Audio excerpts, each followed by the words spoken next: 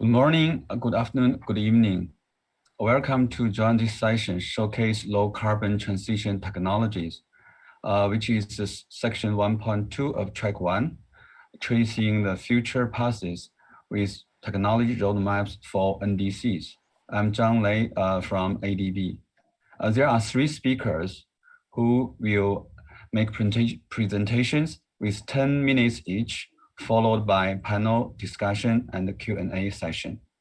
The audience may raise your questions through the Q&A button. We will invite panelists to respond to the question at the Q&A session. The first speaker is Mr. Jorge Servant Del Rio. He is a professor on renewable energy with a special focus on solar energy. He has led complex multicultural solar projects in Azerbaijan, Bangladesh, China, Egypt, etc. of 11 developing countries for ADB, World Bank, IADB, and KfW. He will share the experiences for promoting floating solar PV in Azerbaijan. Jorge, the floor is yours. Thank you very much, Lei, for your introduction. So as you mentioned, I will be presenting what we have learned from our experience on developing the possibility of floating PV to be developed in Azerbaijan. So we have done this within the frame. One second. I don't know why, but so I don't know why it didn't. Can you see the slides? Yes, you can. Sorry for that. Okay, so that is being done within the frame of a technical assistant, a regional technical assistant, financed by ADB, which mainly focus on finding a way to develop floating PV in 3 countries, which are Afghanistan, Azerbaijan, and Kyrgyzstan. It has 2 main objectives. One is to develop a pilot project, a small one, 100 kilowatt, and the second one is to pave the way so that large-scale PV can be developed in these countries. I will be basically talking on the component 1, which is this pilot and preparing a scale-up, and the component 2, which is mainly on the business models that we can use in the future in Azerbaijan. So, of course, we have done this taking into consideration which are the strategy the country wants to follow and how they are committed to increase the share of renewable energy. As you may be aware, Azerbaijan is an oil producer and a country where most of its electricity nowadays is produced using fossil fuels. Within that, Azerbaijan is doing a great effort to introduce PV and wind energy. And it has also shown the interest on these other possibilities, floating PV instead of ground-mounted PV. So, 2 basic approaches are being followed by Azerbaijan. One is auctions, mainly for PV and wind energy, and they are preparing a whole frame for that.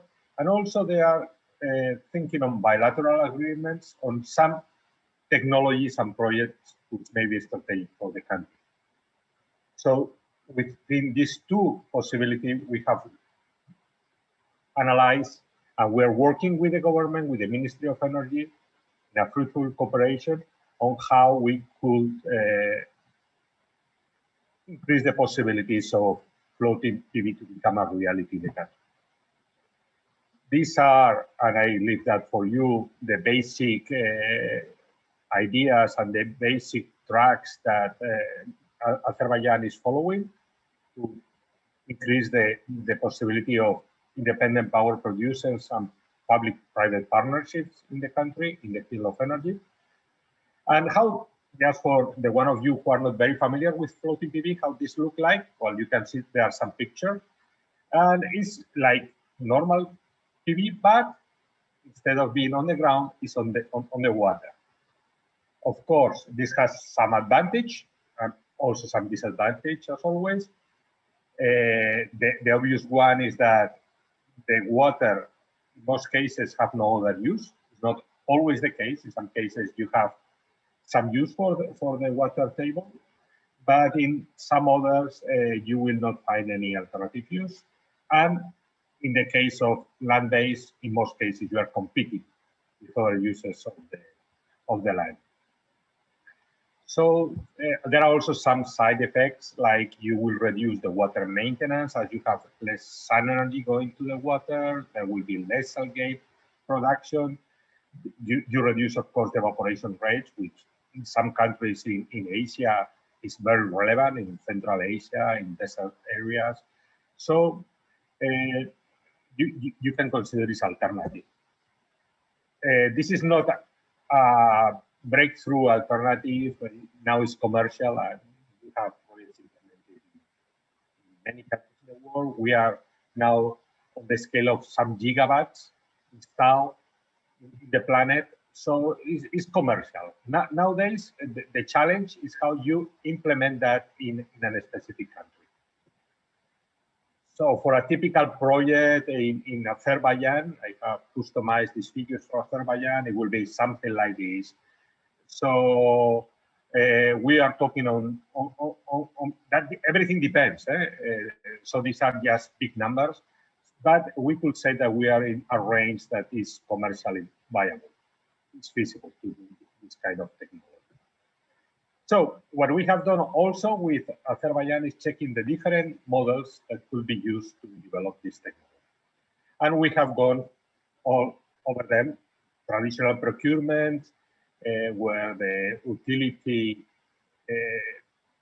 gets some financing and then procures the project from an EPC contractor. We have thought also on BOTs and so on, thinking if who is going to pay for the project. Is going to be the utility, is going to be the end user.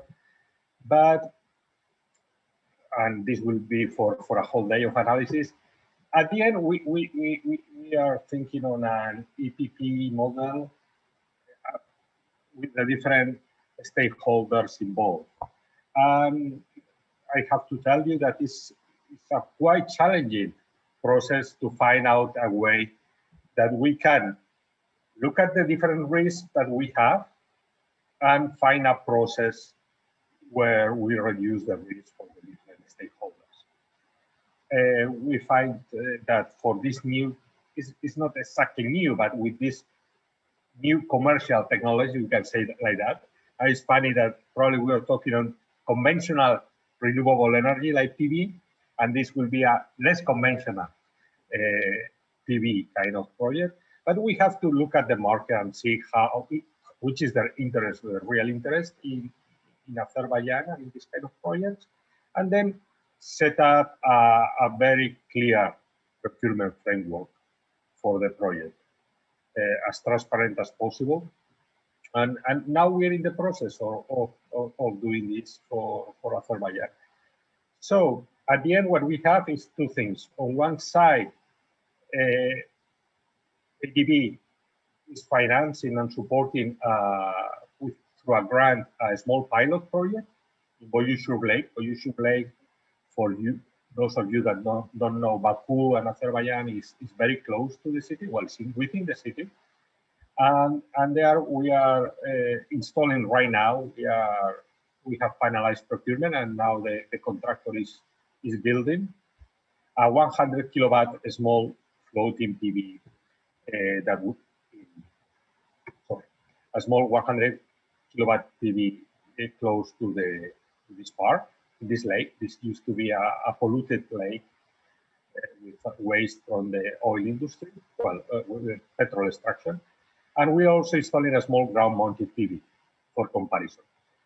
In the future, if everything goes fine, the project could be extended to the rest of the lake, providing a 20 megawatt or something like that PV plant, and then we could extend it even to the other lake that is nearby, that is still polluted.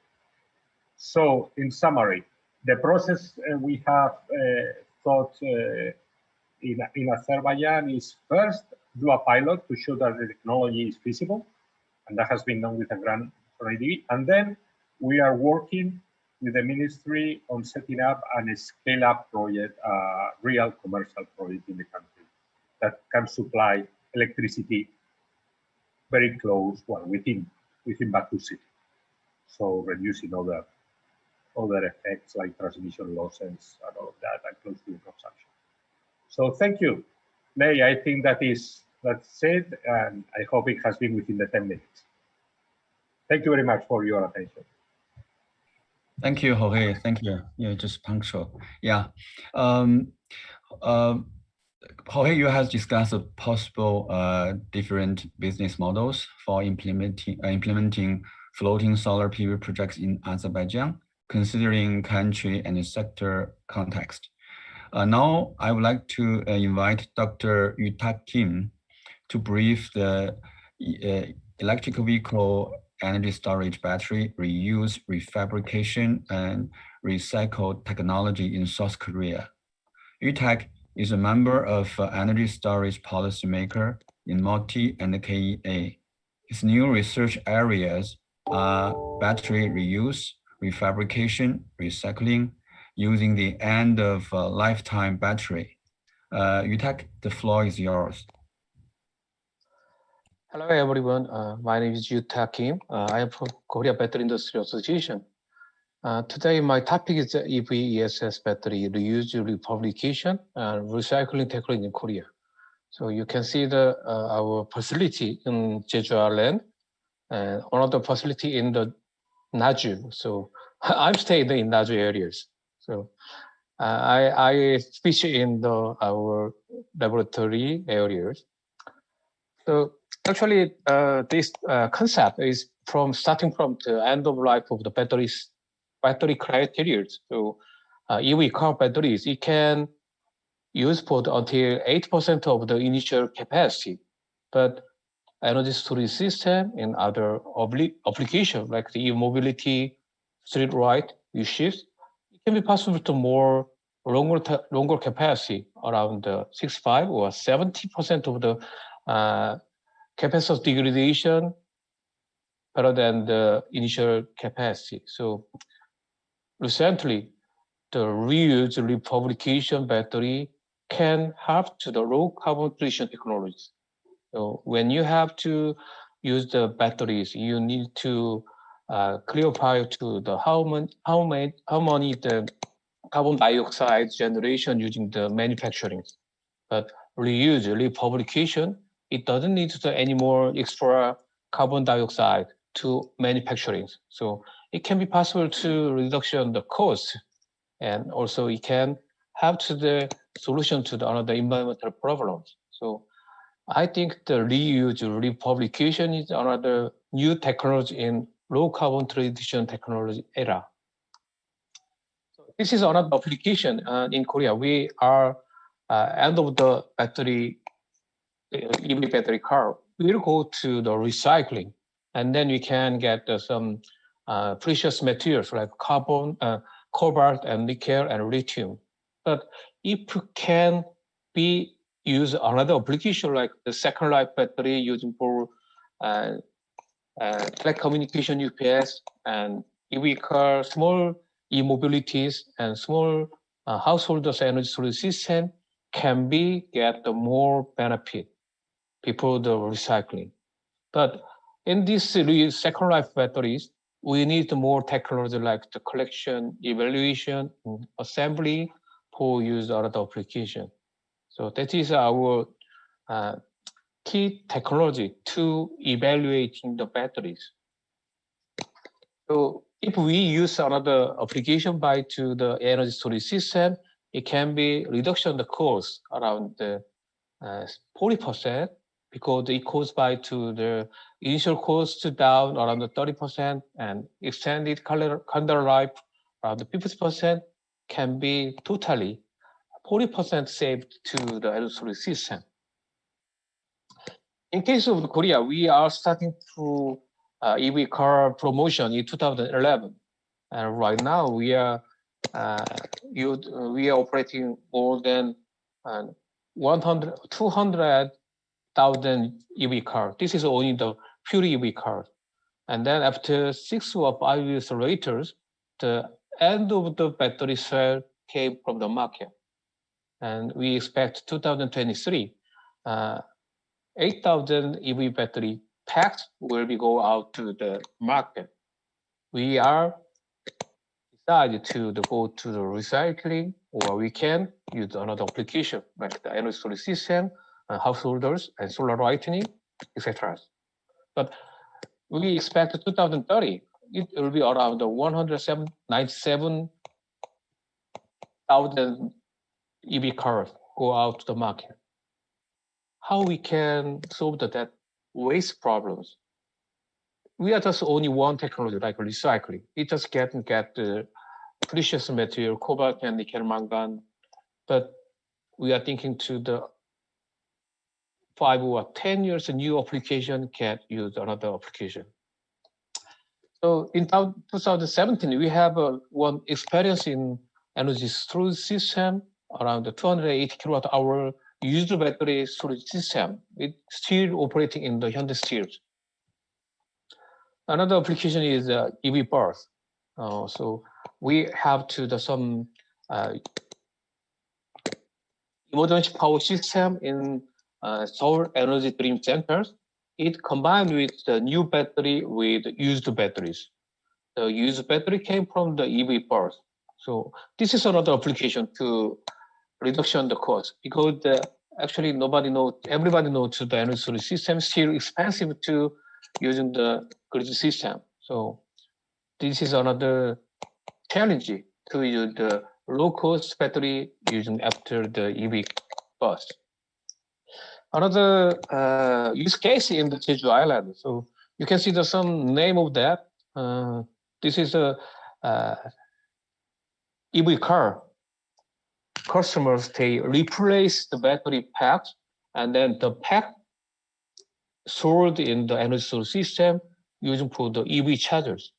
So this is a small application, energy storage application combined with the EV chargers. So it can be possible to time different during the nighttime. It can charge for the electricity, and then we are charging the EV car during the nighttime, daytimes. In case of Korea, we have more than 9 or 11 experience to use the second use battery for energy storage system, for use the solar PV and EV chargers and solar lighting and UPS and emergency powers. So it can be possible to the other application in various case of the current low carbon transition era. So I summarizing to our technology. In 2017, we are researching and developing, and in current station, we can have to promote mass production in the small power bank. So in our research activities, it can be possible that more various applications can be used reused batteries, like the golf cars, two-wheelchairs, and e-scooters, and personal mobility, small UPS. We have classification about the capacity, depend on the applications. And also we are construction our facility in the large areas.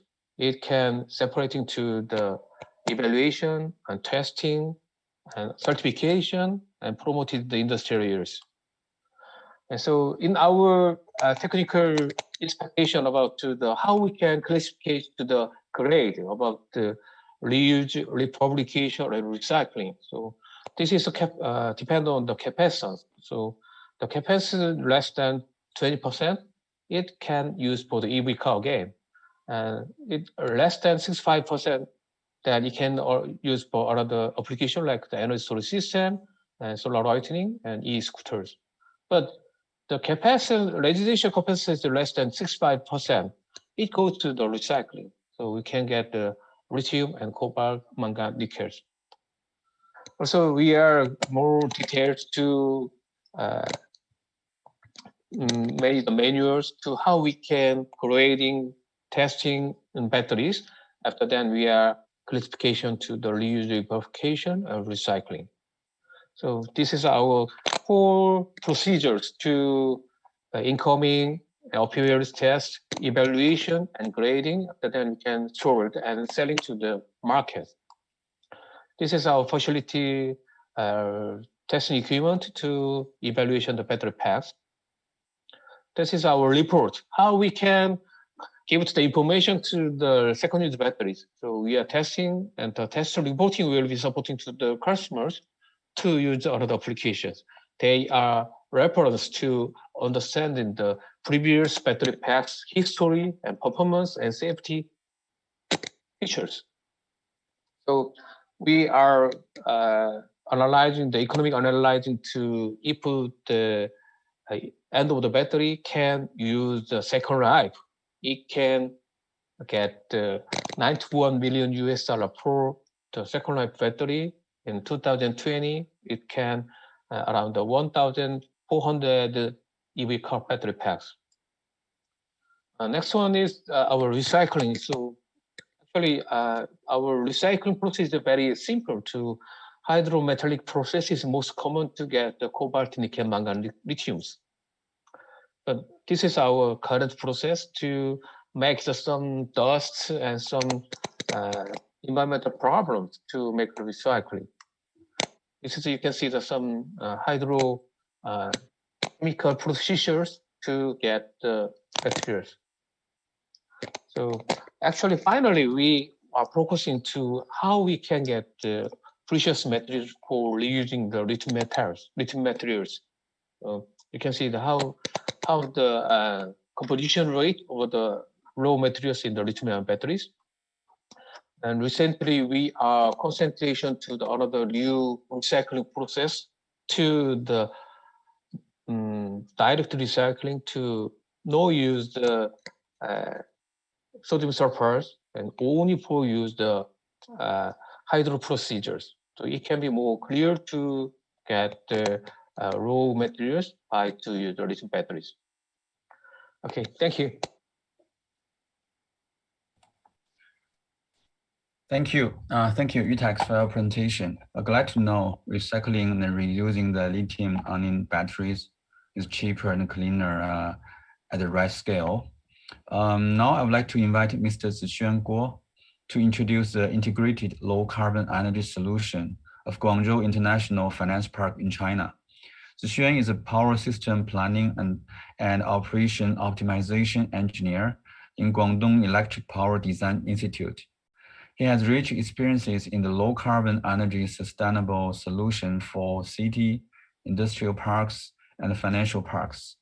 Recently, he is dedicated in the study of energy storage to guarantee the sustainability of future power system. Now, Zixuan, the floor is yours. Okay. Good afternoon, dear experts and audience. I'm Zixuan Guo from GEDI, China. Well, today it is my great honor for me to share with our opinion of low carbon solution of high technology industrial parks. So firstly, this is a brief introduction of GEDI, which is an elite whole process engineering service firm dedicated in planning, consultancy, EPC contracting and investment in the field of the power generation, transmission, and distributed network and social infrastructure. Well, with the development of the urban areas, the economic structure has been continuously optimized. As we can see, there are more and more high technology industry parks which emerge the increasing of the economy.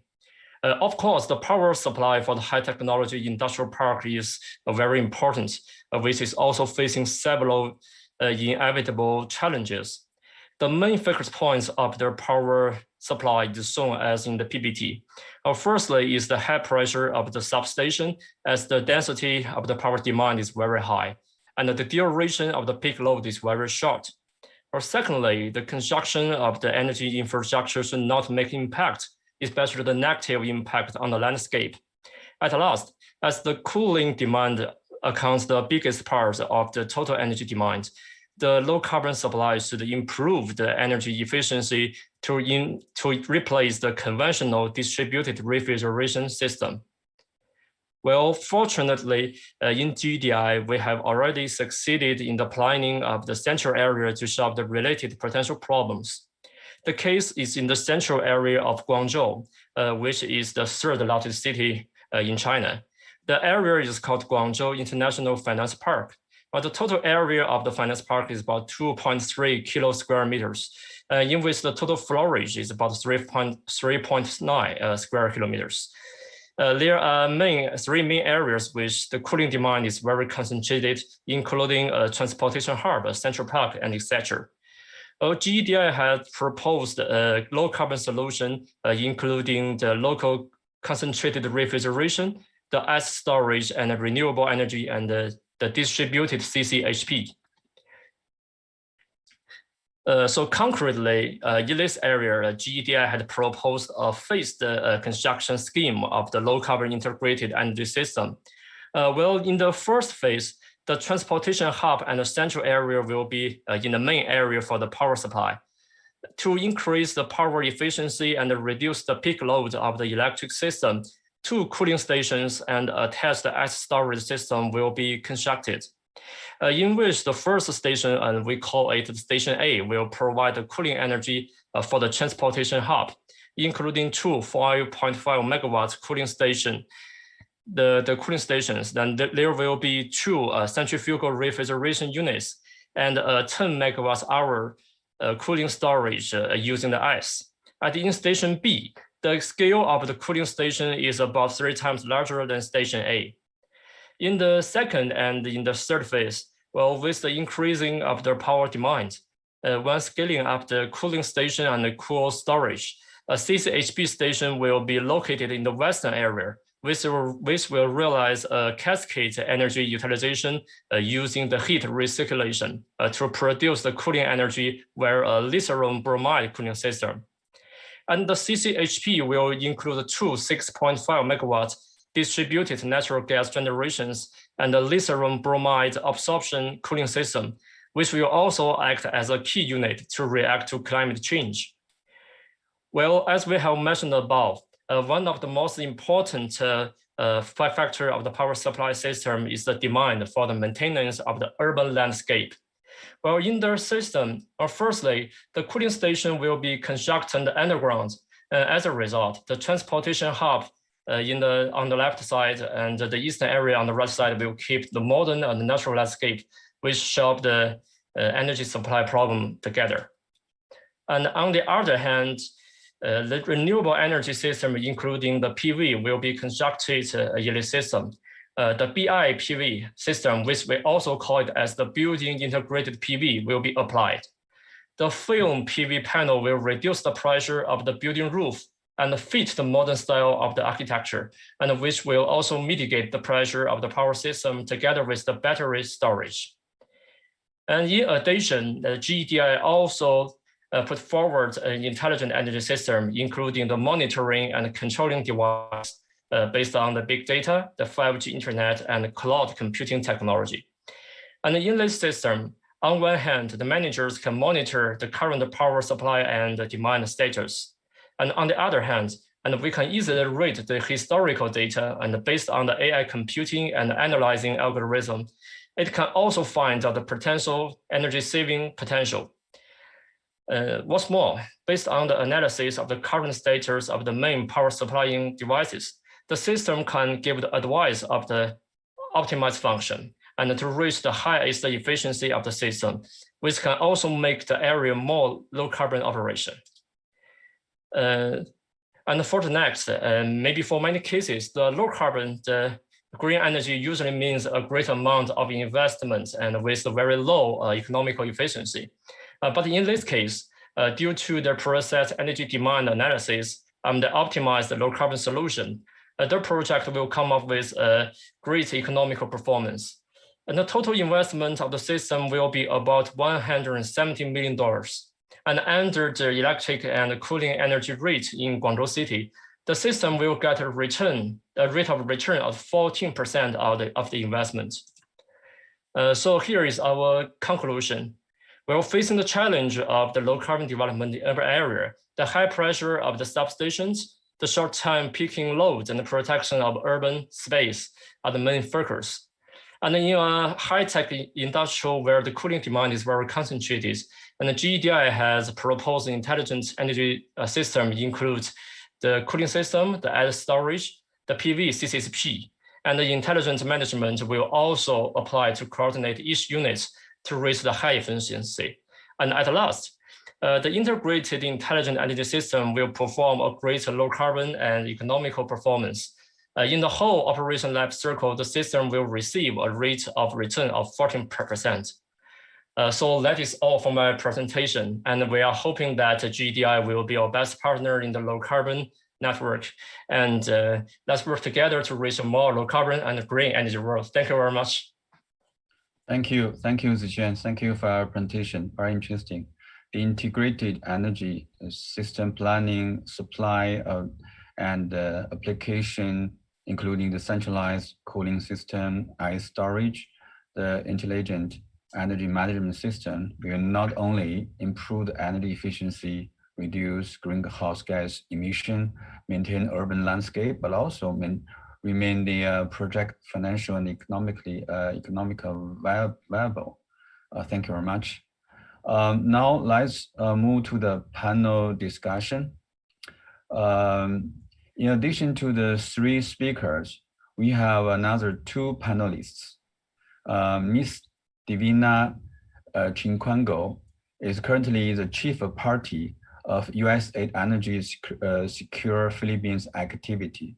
She has 38 years of experience in the energy sectors, serving in both technical advisory and project management positions across Asia and Africa. She began her career in international development as a regulatory and tariff advisor for World Bank and DFID in Pakistan and India. Another panelist is Mr. Colin Staley. He's a proven business development, project management, and country management executive. As a senior finance specialist consultant to the ADB, he is originating and facilitating distributed energy and microgrid opportunities in the Philippines and Indonesia. Colin has over 15 years experience in the energy, natural resources, and development sectors within both private and public sectors. So I will raise 4 questions, then we'll take the question from the audience. Okay, the first question, this is to each of the panelists. As you know, to meet the requirements of Paris Agreement 2-degree, even 1.5-degree targets, many countries have made commitments to achieve carbon neutrality by mid of this century. Globally, energy sector has the largest greenhouse gas emission. To decarbonize the energy sector, there will be transitions on many aspects. In addition to technology transitions, the transitions also cover energy supply, like the distributed system to replace centralized system, energy demand, such as electrification replacement in the heating industries, change in the consumption behaviors, and policy and regulations such as carbon tax. What will be the role of technology transition in decarbonizing energy sector? There will be 3 minutes for each panelist. We can start from Jorge, just follow the sequence by Yutak, Zixian, Divina, and Colin. Jorge, please. Well, I start again. Okay, so I think the main question to be answered here is why we need new technologies to be incorporated, and why we are thinking on that. And probably it's simple, because as you get more and more installed capacity from what I mentioned before, conventional renewable energies like PV and wind, they become more expensive for the system. So that is, my understanding is that there has to be a real reason to include more or new technologies. Once you have the reason, when there is a logic behind it, it will come. I think that what we have to do is to find ways to make sure that these technologies are ready, the most promising one, to become commercial and do what they can better do, how they can better solve the problems, and how they can complement what we already have. So, and to do that, I think, for instance, the project we are doing at Azerbaiján is a good example. Is piloting some solution that is close to the market, and then making a small changes so that the new technologies can come. And what we find are many small changes must be made. There are some regulations which are out-fashioned because the system was a conventional system. There are some small communication, there are support to some ideas. So it's a holistic approach. But first of all, I think there has to be a reason for this new technology to get into this. And in most cases, what I find is that the reason is related to the increase in capacity from the most conventional ways to decarbonize the economy. Okay, so I think I talk too much. So hey, if you want to give the floor to somebody else. Thank you, Jorge. Thank you. Yutek, it's your turn.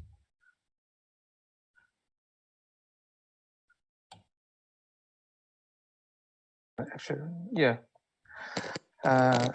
We understand the Paris Climate Agreement.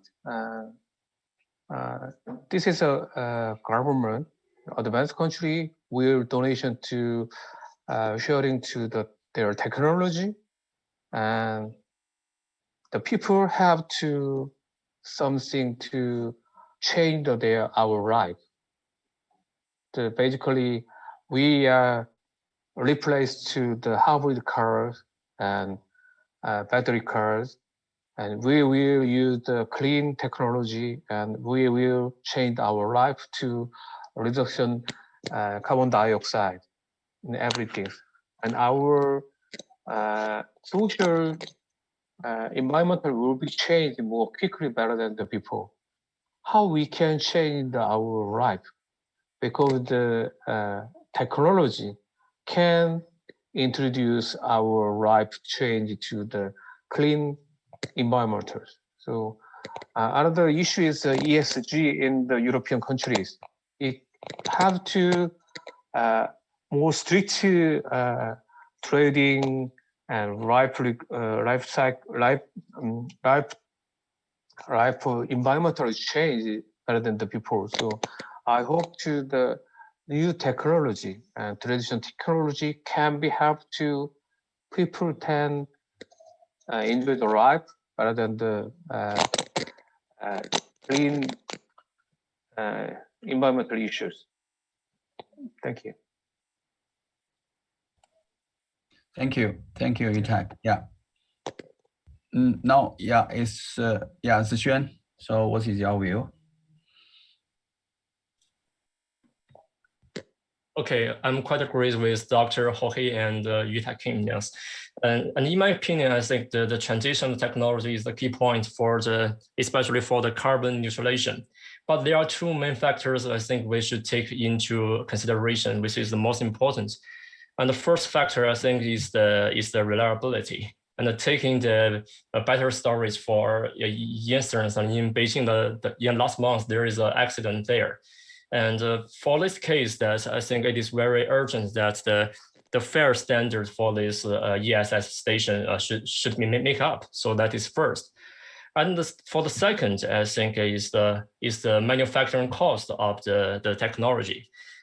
Taking China as an example, you know that in China the coastal cities like Guangdong province and some other provinces, there are many the offshore winds there. But for the very first years, the development, the speed is very slow. So for nowadays, the cost is going down and down. So that stimulates the development of the generations of the wind and the PV turbine. And now in China, we can see that in the future that the ratio of the new renewable energies will go up and up. So I think that is due to the cost going down, I think. So there's two factors, reliability and the manufacturing cost is the main factors for the carbon neutralization. Okay, thank you. Thank you very much, Zixuan. Thank you. You talk about these two key features, reliability and cost, which is important for the technology transition to really, in order to achieve carbon neutrality. So let's move to Divina.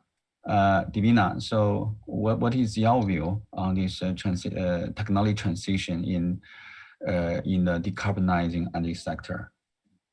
Yeah, I strongly believe that technology would be a critical transformational vehicle in the decarbonization of the energy sector. It is multifunctional, meaning it addresses across the supply chain from supply, demand, and end use, and it is an effective mechanism to address mitigation, adaptation, and all legal and regulatory frameworks. I also believe that energy efficiency will be critical, like the innovation in end-use electrical equipment and appliances will greatly reduce the carbon footprint associated with electricity generation. And what would be interesting would be the emerging digital platforms for electric vehicles that would allow automatic shifting from to low peak hours or low cost hours. And there's a lot of innovative digital platforms that have come up, especially during the COVID times. I believe too that technology would be relied upon in order, information technology particularly, for data collection, analysis, and most importantly, monitoring and verification. Energy innovation is largely driven by the private sector, and the private sector would need a healthy environment in order to be sustainable. So I think technology would allow streamlining of businesses, permitting, and very transparent regulatory approvals. However, as I agree also with Jorge and my colleagues here, there are some issues that we need to address. I think technology has to be custom built to really address the different nuances in each country across the world. We also need to establish and enforce international standards in equipment and services. Inferior standards can actually destroy the entire market and shake up market confidence. And we need to make sure that we enforce these standards across the world. And for the future, we also need to prepare the next generation to ensure that we have the right skills to make sure that the move towards decarbonization of the energy sector is sustained or even improved. Thank you. Thank you very much. Thank you, Divina. Yeah, it's very important to build the capacity of the generation, ensure this, yes, to achieve the carbon neutrality will be sustainable. Thank you very much.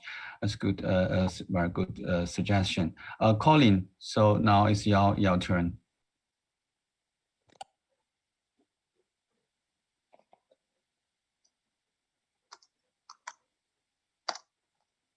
Colin, I think you are muted.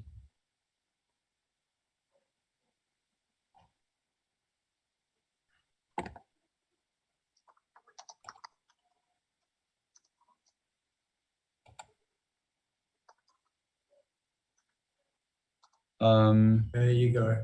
Now I'm okay. back. So let me just find out how to share. I've got 2 slides that I want to share with everybody.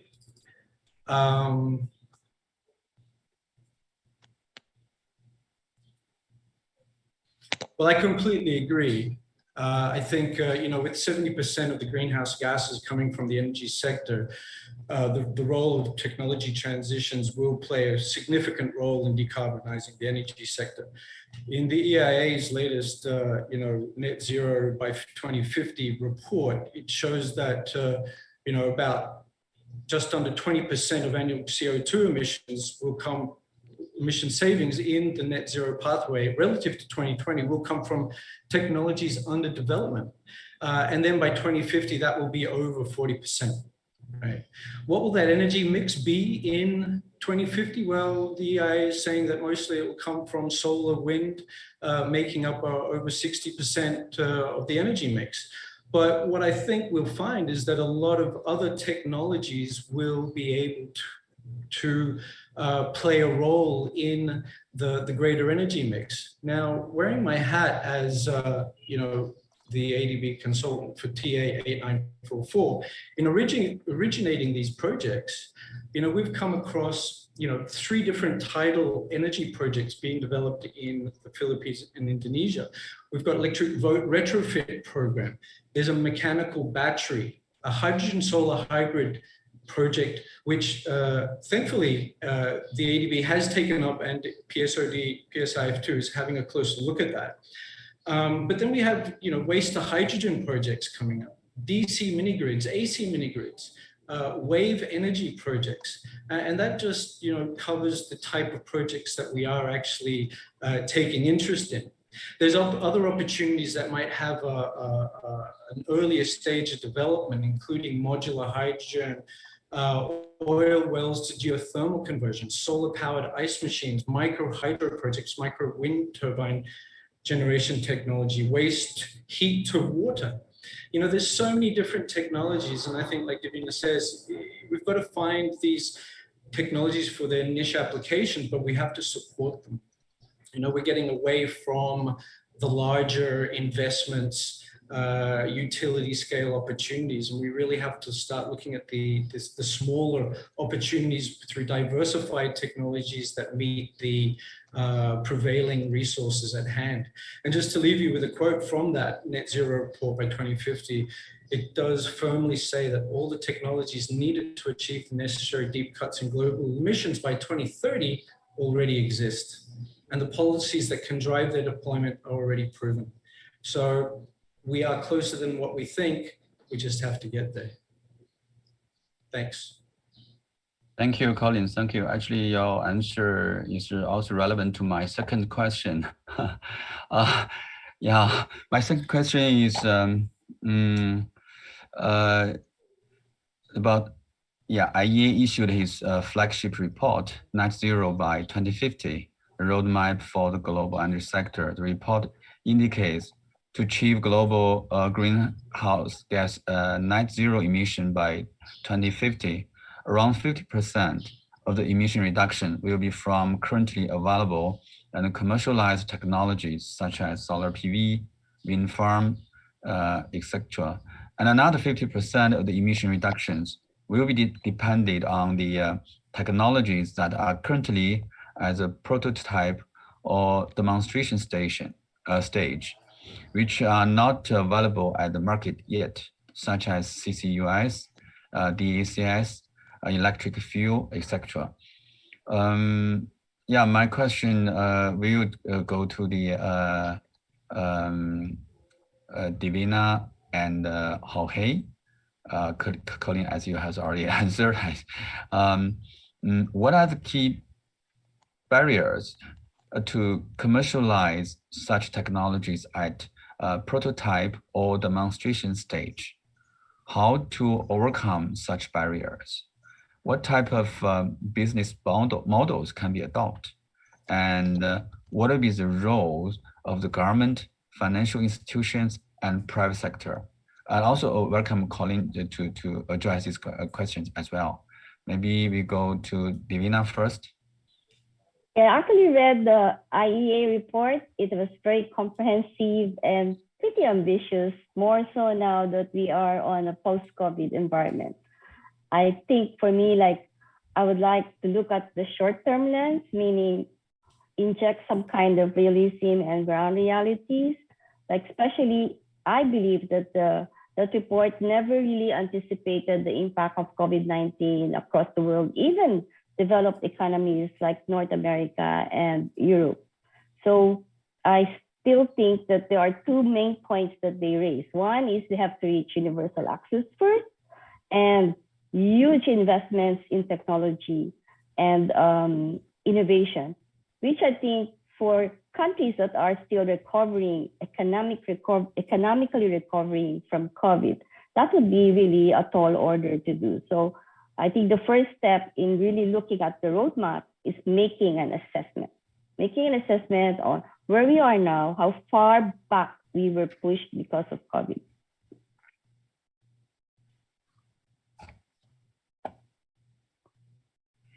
Thank you. Yeah, thank you, Divina. Yeah, Jorge. Hey, no, I agree with Divina now. COVID is another added challenge to the process, of course. It's also an opportunity. It has reduced demand and it has an opportunity to think a little bit more. Going back to what I said before, what I think is that, and I agree with the report, that most of the technologies are ready, and how they can make the step from, I would say, prototype. Most of them are already in prototype stage to commercial. Well, that in my personal experience comes basically by removing some small problems, not too big, but that are stopping them to become reality. And sometimes this is regulation. Sometimes it's because these are not proven technologies and the financial institutions are reluctant to finance them. Sometimes it's because there is not a clear space for them in the system, in the electric system or in the energy system.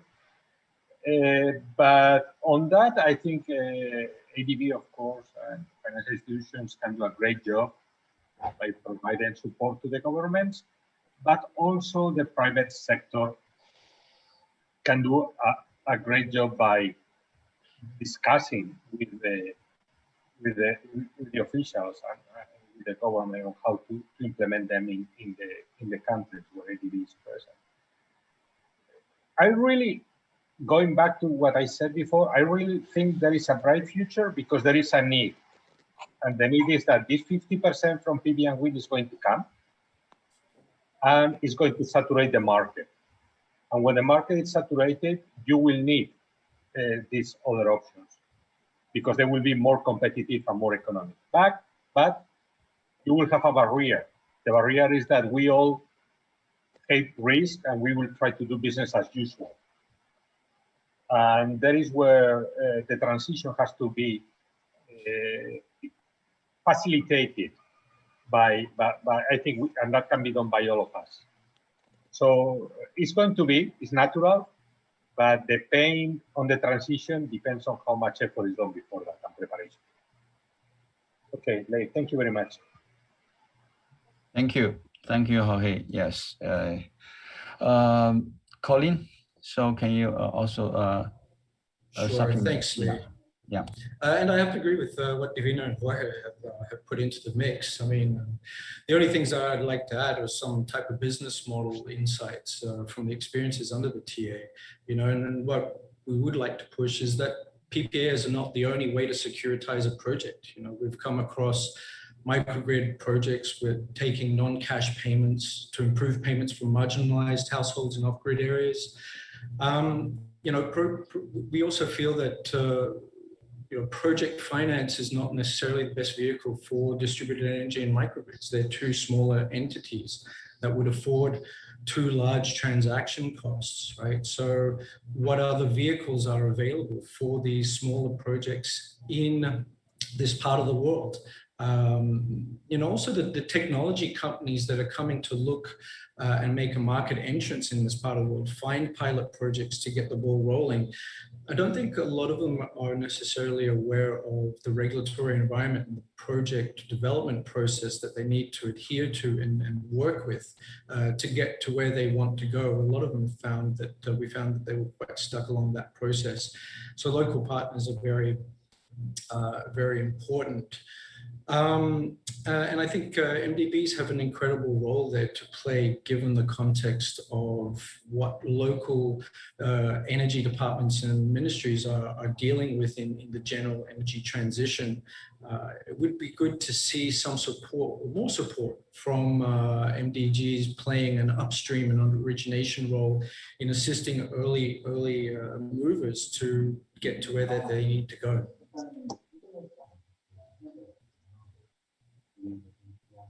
Thank you. Thank you, Colin. Thank you. Yes, this is a need all stakeholders to work together. Yeah, especially for the government, the ownership is also very key. Thank you very much. Let me read the third question. This is to Zixuan and Yutak. The many governments have set up roadmaps to phase out fossil fuel cars before the middle of this century. The battery-powered electric vehicle and the fuel cell electric vehicle are the two main trends with different technologies. Each technology has its own pros and cons at this stage in terms of greenhouse gas emissions, vehicle range, vehicle weight, energy density, cost, etc. What is your view on the future of these two types of EV in the global market and why? Maybe Zixuan first. Okay, thank you very much, Lei. I think it is really a very fantastic question, and which is also a main focus point recently. Well, in my opinion, I think EV will keep as the most widely applied green vehicle for a very long time. And however, with the coming breakthrough of the hydrogen technology, I think the application of the fuel cell vehicle will go up significantly. Well, concretely, as to the EV vehicle, we know that in the past 5 years, the technical and economical performance of the lithium battery has been improved significantly. But firstly, the driving range keeps going longer and longer, and the customers, they can drive across the different cities.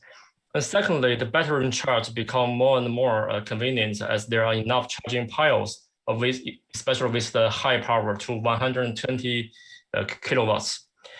And what's more, and we know that the manufacturing cost keeps going down, and there are more and more elite manufacturers in the market. So under the very fierce competition, we will see more great EV products. So there is no doubt that the EV will still become the most widely applied green vehicle. However, we cannot deny that the fuel cell vehicle will become an inevitable change in the field of the green vehicles. Maybe for now, the bottleneck which confined the application is the very large cost and the material technology, especially in the transportation and the storage point. However, fuel cell vehicle has many significant advantages comparing with the EV. Well, on one hand, we know that it takes at least 30 to 40 minutes for the EV to charge the batteries, as the customers, they don't want to change their batteries and the uncertainty of the battery quality. Well, it takes only several minutes for the fuel to be filled, which is more convenient, especially for the taxi drivers. And on the other hand, there will be more and more offshore wind generations. The power output does not match the demand of the customer side. So the hydrogen can generate in this time point to prevent midnight and before dawn wind power to be abandoned. So I'm very convinced that we will see a faster development of the hydrogen transportation and storage technology, and the application will be emerged from taxis, buses, and to personal use. Thank you. Thank you very much. Thank you. Yutak, what is your view on this? Thank you. Yeah, actually, we have to considering to the different technology, because the fuel cell vehicle, it came from the hydrogen society. Now our society is carbon society, came from the oil, coals, everything, and the industries. And renewable energy integration will be developing new society based on the hydrogen. So fuel cell vehicles, it can depend on the hydrogen society that can store the hydrogen by to the renewable energies. So when we have the extra enough to the renewable powers, we can store the hydrogen using the electrochemistry, hydrogen store to use the renewable energy and other things. And then the EV car, fuel cell vehicle power will be dominated in hydrogen society. However, the batteries, it's just to use the electrics. So it is the same with the hydrogen and electrical EVs. So when you compare to the economic analysis, how is the cost of the transition and change to the electricity to the hydrogen or using stored electricity? It is a key analyzing point to compare to the hydrogen and electric cars. Also, the fuel cell vehicle is used to the generation. It just to put in the raw material using the hydrogen. It can go through the whole driving range more than 600 and 700 and 900. It can just using the station. But how about the electric car? It needs the more times to charging the electricity. So the inside of the customers, it's easy to the pure charging to the hydrogen more quickly than the electricities, better than the batteries. So, but right now, in case of the Korea, we are 100,000 EV cars operation in every year. But right now, we are by selling to the 1,000 hydro cars, fuel cell cars in now. So actually the fuel cell car needs the more developing and cost reduction and mass production and more charge station will be need in. So normally we expect fuel cell vehicle will be dominated more than 2030. And then we are more dominated by renewable energies. It can store the electricity or store the hydrogen using the renewable energy. That is the same situation to our carbon generation, carbon reduction. Yeah, thank you. Thank you, Yutak. We actually posed the questions. It's about these two technologies of the EV. I could not see the result yet, but yeah, we reflected what is the audience view on these two type of EV technology in the future. Okay, I will raise the last question to Yutak. The safety is a major concern for the battery energy storage system. In August 2017 to June 2018, it was reported that there were 23 fire accidents in the battery energy storage stations in Korea. In April of this year, there was a fire and explosion accident in a battery energy storage in Beijing, which caused several persons dies. Now you made a presentation on the reuse or recycling of the lithium ion batteries that will be deployed. So my question to you is how to improve the safety of the battery energy system. Thank you. I remember the US, they promoted the energy storage system 2013. I remember the StandardRF, they published the ESS handbook. And I remember to the 2011, IEC, they published the electrical storage system white papers to use the energy storage system. after 5 years, 2017 was 18, US government, they are promoted the new incentive program using the some grid code and fire code and UL regulation to propagation and installation storage system in indoors and outsiders. And in US, they are restricted the capacity to indoor energy storage system around the 606 watt hours battery system, because they have to some experience to install the system and operation. And also I heard that in 2015 in European country, they are some bio issues to BMS with the EMI problems. And also in Korea, we are starting the promotion 2012, and atomic storage system will develop and promotion. In 2017, we over than 1 gigawatt hours system operation, but it is, I think it is a commercializing stage, but during the commercializing stage, they have some bio issues. Actually, I cause the battery has big problem in the cost and safe and performance. But when go to the commercializing stage, the manufacturers, they are denied, ignore to the safety issues compared to the some cost reductions. And I think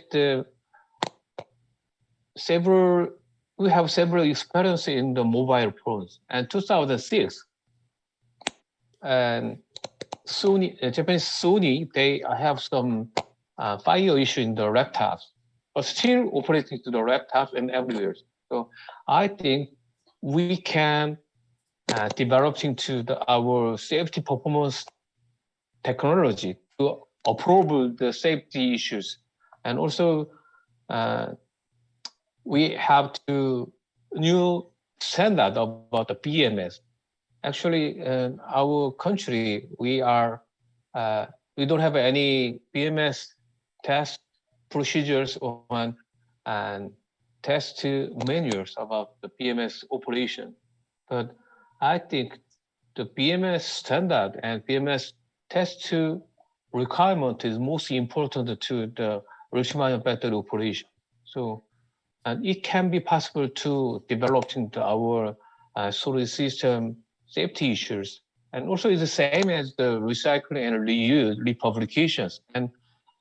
But one of the benefit is the reuse republication battery can be approved by the EV cars more than 5 or 10 years. So I think it's much more easy to the approval to the storage system to use the reuse republication. Thank you. Thank you, Itak. Now I got the poll results related to the technology to dominate global EV market by mid of this century. So the results show that 40% considered is battery powered EV, 10% considered fuel cell EV, and 50% of the audience consider that we share 50 half by battery EV and fuel cell EV. Looks like the audience are more confident with the battery powered EV, probably because it's a technology is more mature at this stage. Probably we can have this question in next year's ACEF to see will be any change on this, and also to see if the technology on fuel cell is catching up. Now let's we have received several questions from the audience. Let's the first question is raised by Rocker Di Mingilo. Question was addressed to Jorge. On the same topic about Azerbaijan, have you managed to estimate the potential available water surface for such installation?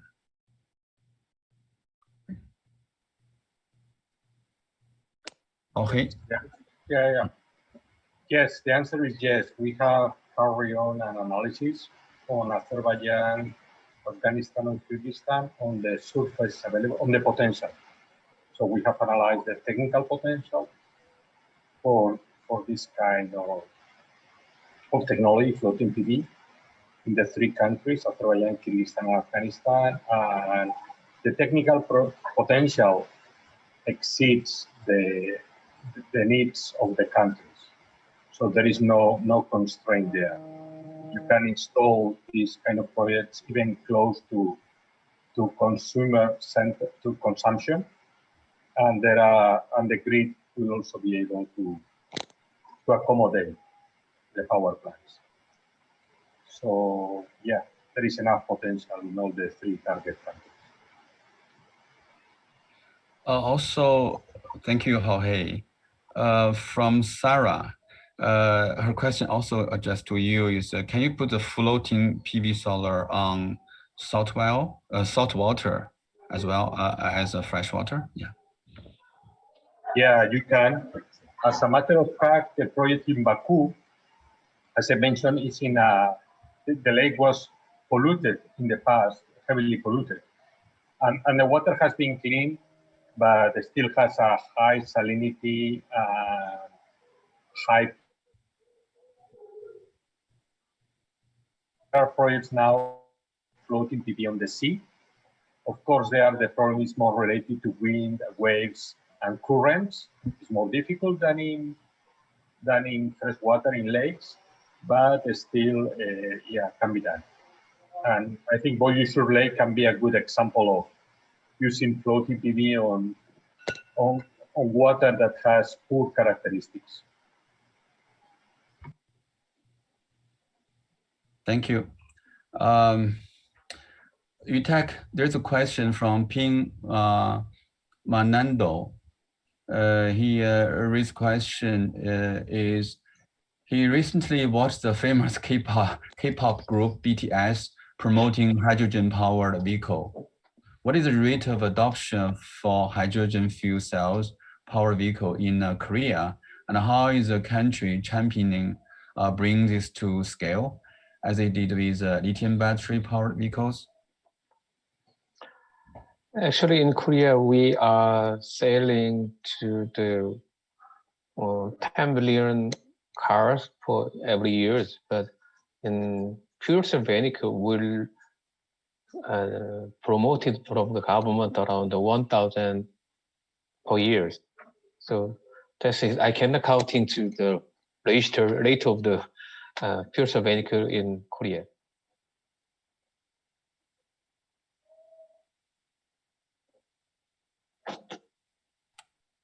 Okay, a similar question to you. Wait, this is moving. This is by Frank Richard to Yutek as well. Can you say something about the status of recycling capabilities of lithium in Korea? Yeah. Actually, in Korea, we can around 25,000 metric tons per capacity per year. This is a recycling only.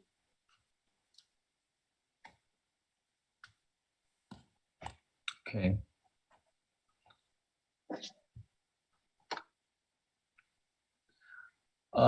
Since we have the time, so we will take more questions. This is to Zixuan Guo by Akiko. Is it possible to keep the ice from winter to summer? What is the medium to keep the heat? Is that an H3? Zixuan, please. Okay.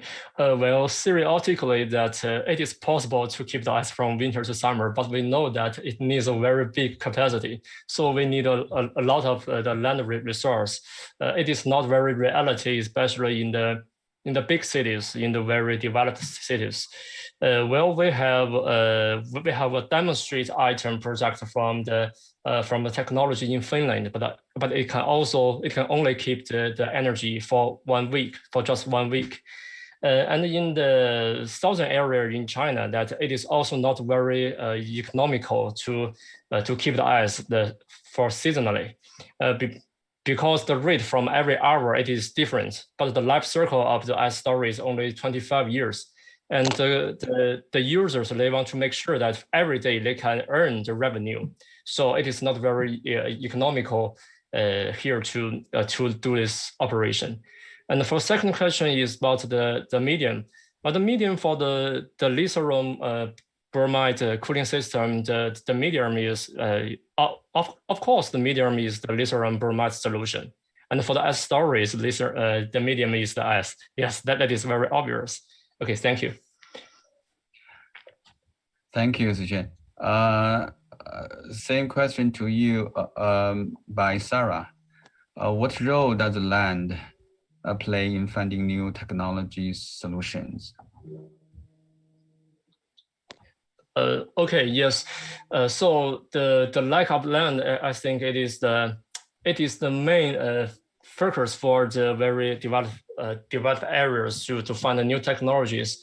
As I have introduced before, that we don't have any space for the PV, so we build it on the building. The BIPV comes from that, and for the next is for the big cities, the substations, the PV substations, the pressure is very high, but the peak load, the duration is very short. So we have to shut down this duration by the smallest investment. So that I think that emerge as find a technology like the battery storage, and now we have planned many storage projects. So I think that is the land role that play in the new technological solutions. Okay. Thank you. There's a next question by Julie. It's to the panel. Are there any low-tech, low-carbon technologies, for example, the waste management decentralization, considered or a part of the energy transition programs that you are working on? How would you say investments between high-tech and low-tech solutions compare? Maybe Colin?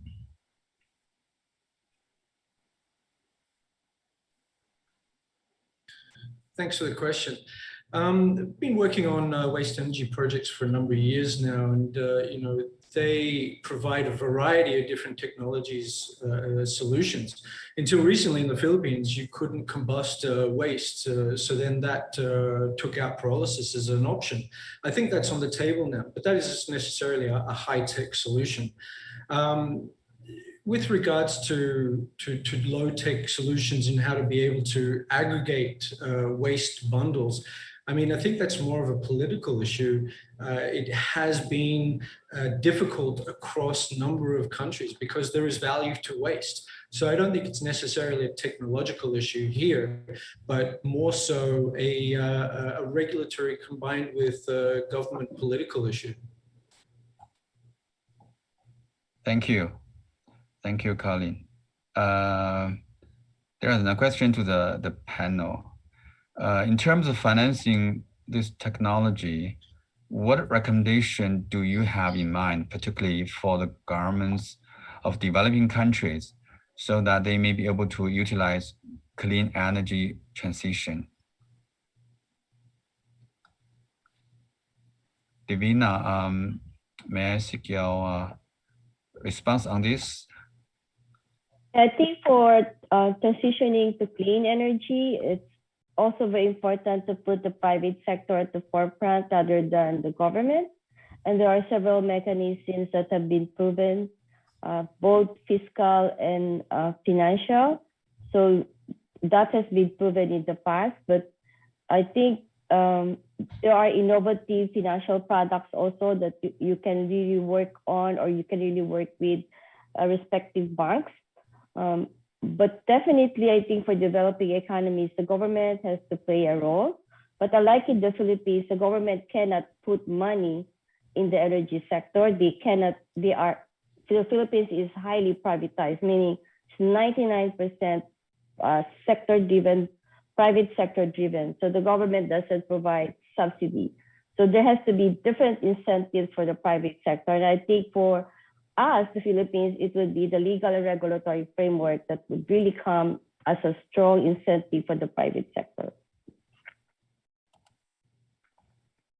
Thank you, Divina. Yeah. This is how about the? Can I ask Colin also address this question? Sure. What recommendations do you have in mind, particularly for the governments of developing countries, so that they're able to utilize clean energy transition? Well, I think a lot of governments in this day and age are going to be putting a lot of their emphasis to maintain the energy transition while being able to provide stable and reliable power. So, you know, for larger investments, yes, they are creating frameworks. We're seeing feed-in tariffs sort of being phased out now because solar across the world has been able to reach grid parity, so they don't need those subsidies. But for other types of technologies, we do need to have some type of government incentives. Now, whether that's you know, through a tariff or through an alternative fiscal policy, right? It's hard to say. I think in the Philippines, they're finally going to be implementing some type of reverse auction or an auction to put renewable on the agenda again in a mass way without having to provide, you know, overly expensive power to the people. Thank you, Colin. Yutak, may I ask your view on this, since you work in the this research institute, and also you have a lot of experiences working in the developing countries? Actually, the developed countries, they depend on the technology in advanced country or other countryside, but they need some cooperate with their own institution or university to harmonizing to catch up the technology for advanced countries. So I think it can be co-financial program can be help to the advanced country and developing country to cooperation to the technology developing to new clean or other advanced country or low technology also, and it will be happy to the countries. Thank you. Thank you, Yutak. Jorge, may I also seek your view on this, since you have working with Azerbaijan government to promote this floating solar PV? Yeah, of course. First, a comment on feed-in tariff that was used to develop the technology, really. That was the meaning of that, and in developed countries, to put the technology into the market. At the beginning, around 40 cents of dollar was paid per kilowatt hour for PV, which makes no sense, and it will make no sense for a developing country in many cases. So what we see probably is the most important thing at the moment is not on a tariff that is higher than what you could pay for other technologies, which doesn't make sense for a developing country. They really don't have the resources to pay that, and probably they can use the resources better for education or hospitals or whatever. Is removing the barriers and communicating to the private sector and to project developers the willingness of the country to host these technologies, and that they will get support. So I will say it's not as much as providing incentives, but it's more on removing barriers and removing the interest from existing players in the market. What we see in many cases is that the players, I'm not talking now in Azerbaijan specifically, by the way, that the players that are already in the market are blocking the introduction of new technologies, which can even be competitive with what you have. They can produce electricity or remove CO2 at a lower cost than what you already have. And I will say that this commitment of the Ministry of Energy, the government, the stakeholders on developing the project and removing barriers so that the cheapest solution can be chosen and reliable and so on and clean for a given situation. It's only that. Thank you, Jorge. Probably given the time issues, let me choose one more question. The artificial intelligence and its linkage with cybersecurity needs to critically assess it, especially for the emerging grid-scale renewable energy technologies like battery storage, wind, solar power, etc. What should be strategies to improve the use of advanced IoT and other AI systems? Probably this question can raise to Zixuan.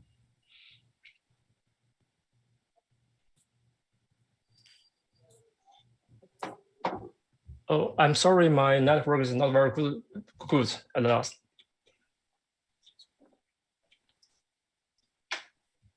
Sorry? Yeah, okay, yeah, please.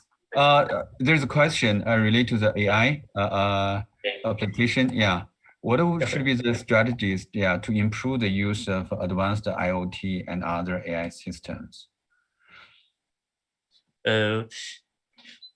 Well, I think there's a great demand for the optimization of the power system. You see that especially in integrated energy system, we have the CCHP and we have the edge storage and the battery storage. So how to operate these units together? And in this integrated energy system, I think the AI computing is very important because sometimes we know that people, they will not make the most optimized solution, and sometimes maybe use the AI computing. And actually, we are working at this, and we are developing intelligent algorithm to give the advice for the managers. They can optimize the whole system. I think this is a very good point for the use of AI, especially in the integrated energy system, in the microgrid, and especially in the what we call a small area with the distribution network, the reliability, the demand is very high. I think in this area, that is the great point for the use of AI in the power system. Okay, thank you. Thank you, Zixuan. Now we have posted the second question. Now we received the results. It's actually very interesting for me. The question is, please sequence the low carbon technologies in terms of maturity and efficacy to reach the net zero emission by 2050. 50% of the audience select the solar PV, followed by hydropower 30%. Then is solar thermal and battery EV 10% each. This is really interesting. I think 5 years ago, even still, we can think the hydropower is the only commercially viable renewable energy. It's a major renewable energy to help to reach the mitigate climate change, to reduce greenhouse emission. That is, I joined this international IHA's World Hydropower Conference in 2014, I think. Yeah. So now, at the time, the solar PV still is considering expensive, but just within 4 or 5 years, the solar PV has become the from the audience point of view, is the major, the most mature and efficacy renewable, this low carbon technology. So meaning this, yeah, this is really just technology transition really works. Thank you very much. I think our time is over. Thanks a lot for all the speakers and the panelists. Thanks for the audience to join this session. The technology transition plays a pivotal role for achieving the NDC's targets, particularly for the 1.5 degree target of the Paris Agreement.